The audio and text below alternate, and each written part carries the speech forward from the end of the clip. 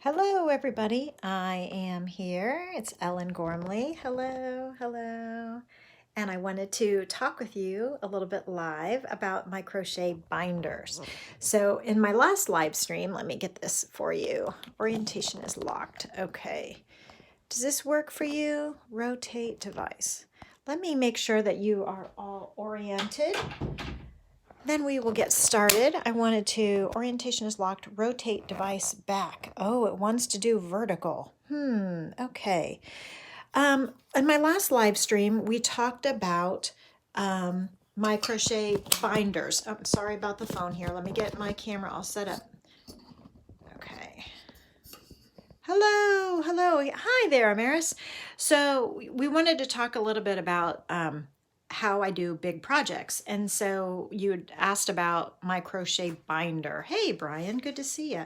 So I have for you a couple of my binders handy that I wanted to kind of go. So here I have a recycled binder from my child's history fair project, but I have, I don't know, 24 of these binders and I just reuse them and reuse them again and again. And when I am about to start a really big project, like the Go Crochet Afghan Design Workbook or One Skein Crochet, this book, then I start a binder. So I start collecting like swatches and notes. And so this is how the One Skein book began. So let's see. I don't know how to do this, like if you're getting a good view of this the way I was playing with the phone. So I'm sorry if I messed it all up. Anyway, I have, should I rotate my binder this way? Is this best? Yes? Or the second way? Do you like the first way or the second way? Anybody have a preference? Leave me a comment so I know. Okay, I guess I'll go this way because it seems to take up more of the frame, but I don't know if it's weird for you guys looking however you're looking. And in the meantime, I also have pets. Let's see, there's a cat. Hello, kitty. And then there's a dog over here. Let the dog out. Okay, so let's get back to it. Second way, you like the second way better? Okay, so if we go this way, I don't know if that allows you to have the best view. Is it upside down now? Anyway, here we go. I'm going to talk anyway. So I started out with a bunch of color inspiration. So I found a picture on Pinterest. Are you able to see okay? I'm going to make you guys all sick. It's like a roller coaster. Okay, hopefully that works. So I started with a picture on Pinterest of colors that I really liked. Hello, hello. And I found the color scheme that I really liked. And then I started researching different colored yarns that fit the color scheme that I liked. And then here's an inspiration photo. This is not my design, but a hat that I found on Pinterest that I thought was really pretty and that kind of inspired me with the whole look. So I've got the inspiration photo, and let's see here, just random notes. Here's, let's see, crash your stash one ball at a time. Scarves and cowls that use up your stash. So I was starting like this book, the One Skein crochet book actually originated way back in like 2016 when I was at, hey there, when I was at Crochet Magazine, when I was the editor there, right before like the last 2 issues I was there, I started a feature called One and Done. And I really liked that concept, and I didn't get to fully explore it at the magazine because I didn't stay much longer after that. And so I was still really intrigued by the idea of One and Done. So I then started just really looking at Crochet One. And so the Crochet One was the working title that I was looking at. And I've got like lots of notes for myself here. Don't pick patterns that have several rows to the repeat. Scarves that are lengthwise, triangles middle from the back. I was brainstorming in handwritten notes ways to make one skein projects. And my little stars here, crocheters have stash and don't know what to do with it. So other books don't talk about how to do one skein projects. None of the Durant books. So I was like looking at what books were already out there and what they did and what they didn't do. And so I had some inspiration here. And this is a knit scarf back from when I was on Knit and Crochet Now, and I was wanted to make that. And I don't know how these come in here. Inspiration, I guess. Anyway, so then I was looking at different color schemes and thinking about different shapes. And I started making these like notes pages of like what a table of contents would look like. And, you know, every time I looked at it, I would just add more notes and thoughts to it. Here's my list of yarns that I was thinking about doing. What were the price points? How much yardage? So that I could get a variety of sizes of projects. Because I knew that I wanted to not just have a whole like book of just like earrings and bracelets. Like I knew I wanted big projects too. So I started just really brainstorming and coming up with yarns that I liked that were contenders. Not all of these yarns ended up in the book, but I started like, oh, here's a project that never even got into the book. So this was a mitered square that I really liked, and I was gonna make this into a shawl, this concept, and I never even got to it. So that was, and then ways to style a square. I started brainstorming notes, different projects, different stitch patterns that I found in books, what yarn might go with it, what I might do with it. Here's a stitch pattern that I liked, how I was going to change it. You know, so these were all like brainstorms. And this was the whole purpose of turning it into like these pretty pages was I needed to present it to the publisher. Now look at this is funny. So here's my handwritten notes on an envelope from my dentist. And it's just like, oh, I must have been at the dentist when I was like designing this. Oh, let's do a slouch hat. Let's do lacy. Let's do more solid down here and lacy at the top. The hat with the brim up. So starting at the bottom and working up. A dwarf hat until you run out of yarn and draw it together. And that was the impetus for the star stitch hat, which this is just the headband because I ran out of yarn. So I knew that I needed a bigger yarn for that particular project. But it ended up evolving into, where is it? Here, into this hat. So this is what it ended up being.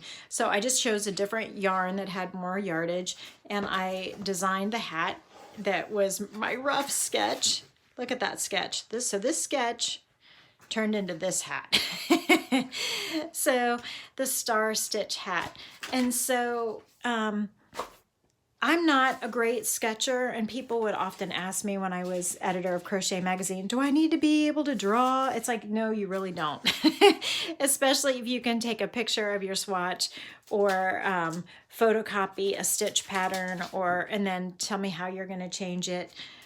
So more notes, more handwritten notes, swatch it, figure out the square inches, row 8, decrease every 4th star. So like a lot of handwritten notes on how these things evolved.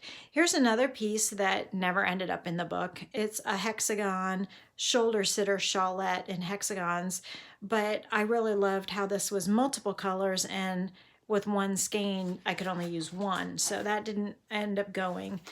So you know, there was a lot of projects that were considered to come up with. So just a lot of brainstorming and sketching, and just to come up with the projects that I came up with. What's this here? I don't even know what this one is.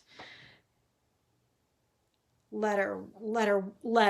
So why? So when I was trying to present this idea to the publishing company, I knew that I'd have to write a letter to introduce it, explaining why this book should happen.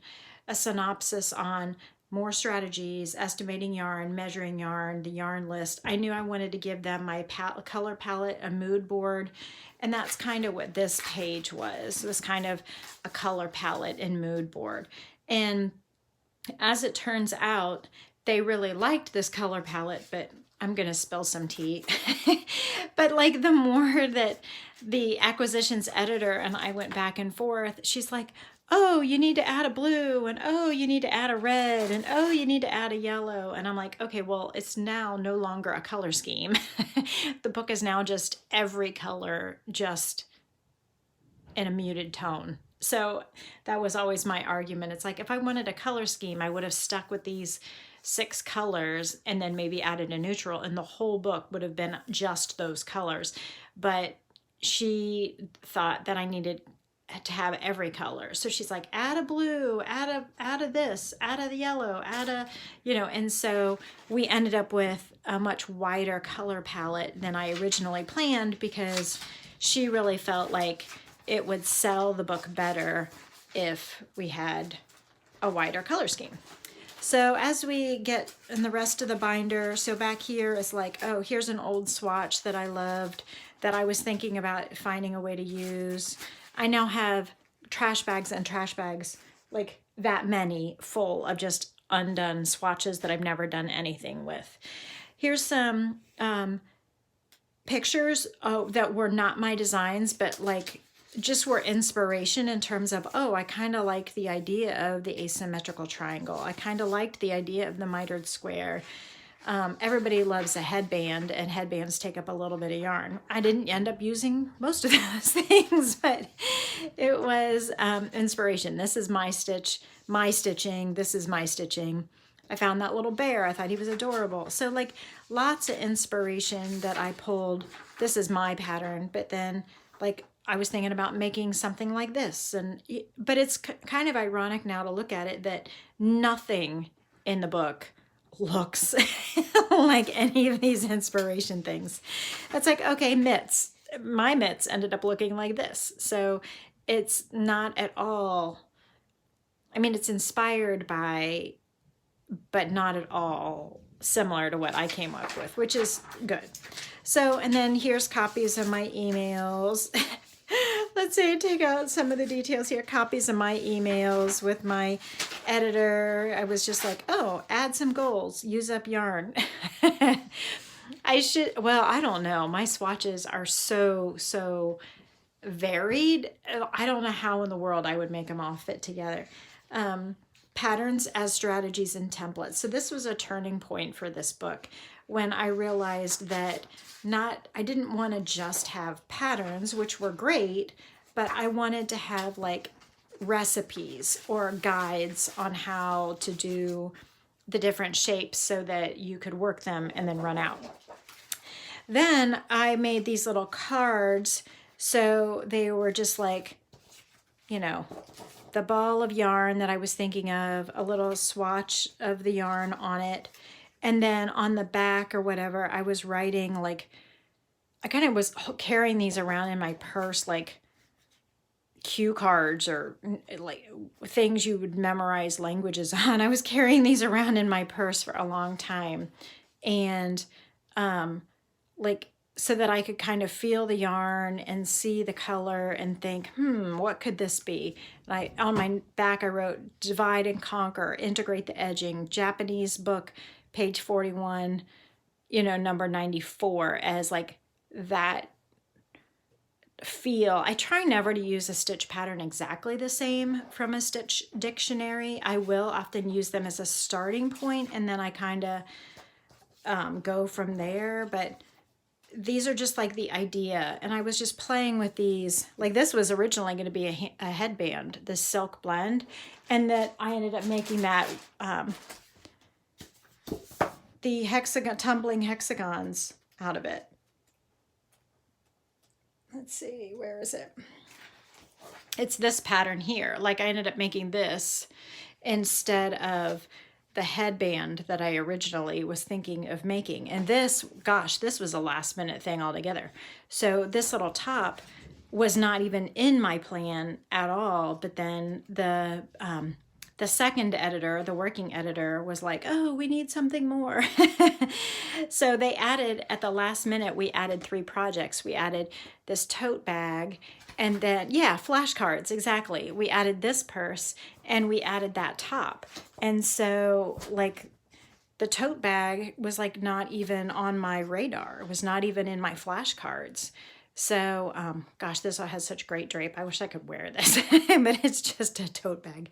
But I would carry these around with me and just like hold them and think about them and percolate on them. And reminds me of when my kids were really little, like before they could really like talk and write. So like before kindergarten, like preschool, I had like little 2x3 photos of all of their cousins. You know, my sisters-in-laws and brother would like give me photos of their kids, and I had them all laminated, and I had them all like in a big deck, like a playing cards. Hey, Sharon.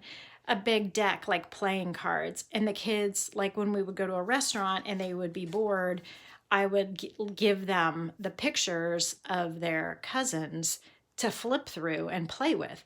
And they would be like, oh, there's Erica, and oh, there's Jessica. And so this is kind of my play, you know, playing with these little concept cards. So I played with these. Now, I don't always do these. I really don't do these often, but I really had fun conceptualizing different projects and thinking about them. And because we crocheters are very tactile people, it made sense to let my brain sort through things by literally touching and playing and moving and flipping cards.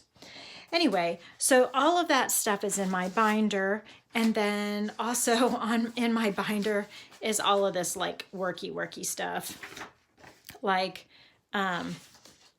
this is like the welcome packet that you get from a publisher. So it's like this, I don't know, 30-page document of like, well, 25-page document about like all the rules and the processes and the details and what to expect and what you're going to submit to them, how the photography is going to work, you know, like how you're supposed to give them, in what manner you're supposed to give them stuff. So all of that, how to do the, you know, what they expect in terms of social media, what they expect in terms of marketing the book. And then let's see what else is on here. And then, a mini table of contents. So like a way of like how I was supposed to give them the information to make the book. So box, and then the title and what it's for and which things went where and which chapters. Anyway, this is the binder where all of that information lived. And then here's the stuff. Here's the stuff that I ended up with. Some of it from the actual yarn that I was playing with, and some of it was just totally random or thrown in at the last minute. Some of it was very similar to what I proposed. Some of it was very, very different from what I proposed. So, and it all ended up being, oh, here comes Theo. Hi, Theo. It all ended up being this book. So this book, as you know, let me do my plug since you guys have listened to me this long. If you're in the United States and you want a signed copy of this book, you can get it directly from me on my website at ellengormley.com. I can't even remember my own website. And I sell them via PayPal. So if you want that, you can get on my ellengormley.com and on the sales page or the shop page. And then if you're outside of the United States, you can get the book on Amazon. There's a link at the bottom of most of my videos. But outside of the United States, I can't sign them. Hey, Theo. Theo's up here walking around. And then these are like swatches. Hello, hello. So these are the swatches that this one was this one in the book? I don't even remember. The swatches of the stitch patterns that are in the book at the beginning. Yeah, here they are. So on here.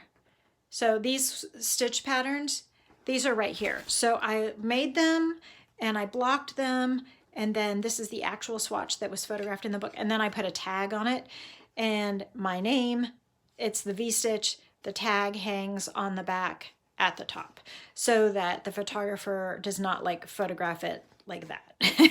So the tag hangs on the back. Here it is on the back. This is the back side, and it's the top. So this is the top, right side up. So they cannot mess it up. And you can see here that they cut the tag and retied it back on, which is absolutely exactly what they're supposed to do. That way it gets photographed accurately. And believe it or not, the purple baby blanket in here was not, it was photographed backwards. It was the wrong side was up. So all these textured stitches were on the wrong side. And so they had to redo it because it was wrong. But hey, you know, it's going to happen sometimes. So let's see. And so here's the arches. That's the actual, these are the actual swatches that were in the book. So pretty. I love swatches. So maybe I should take these to work and make them my coffee coasters. Treble mesh, so pretty. So yeah, kind of nice stuff. Kind of fun. So that is one of my project binders. For the TV show, I don't know if I have any. Let me grab one real quick and see if I have a TV binder for you.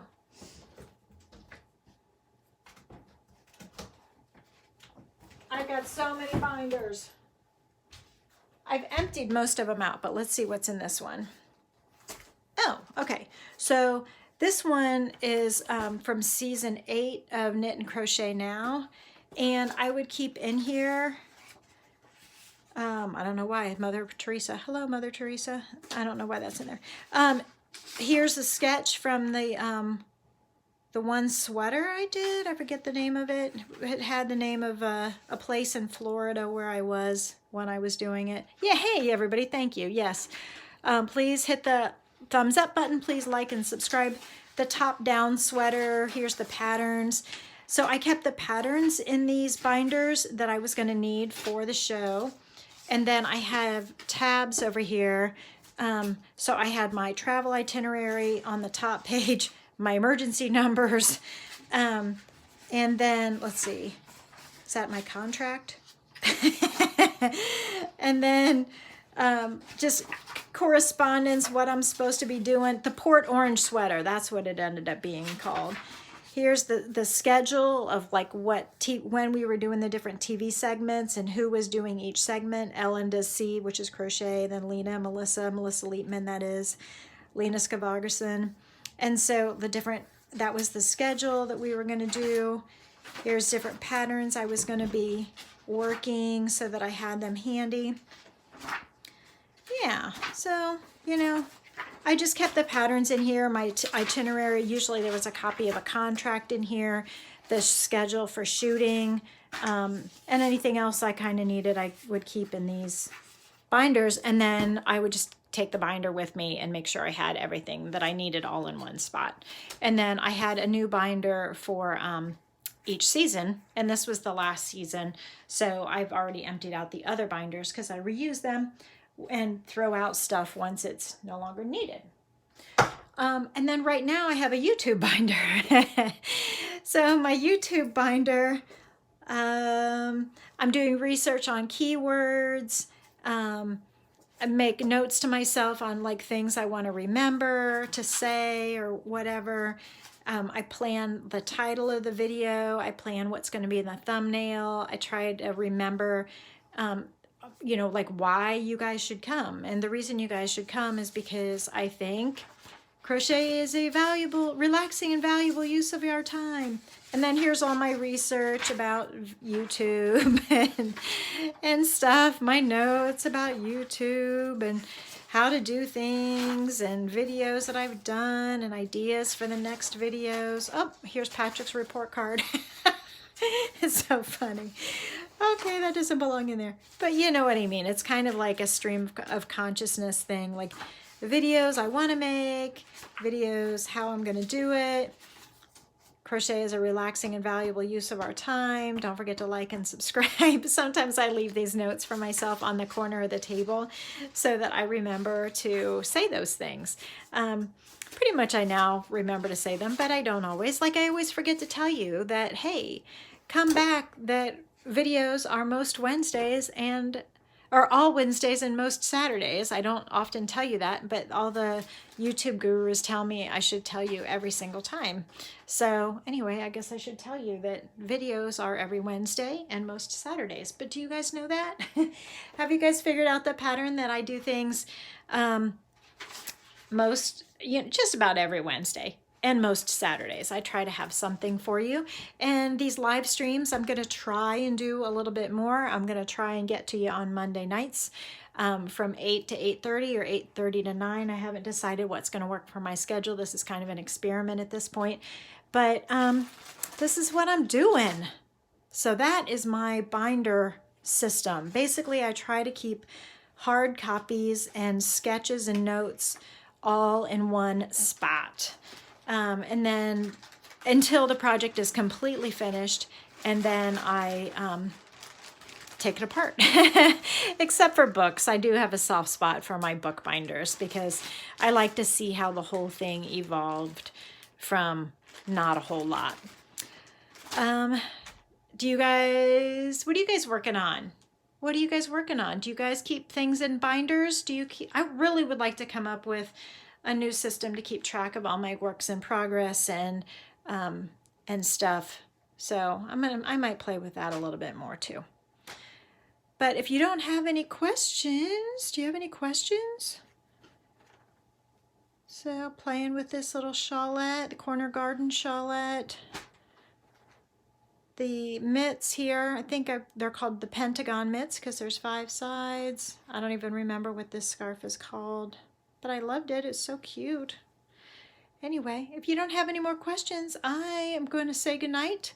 But thank you so much for watching. Please like and subscribe. Please hit the thumbs up button before you take off for the evening. And thank you so much, and I will see you on Wednesday. Yay! Bye, everybody. Oh, inspired. Yay!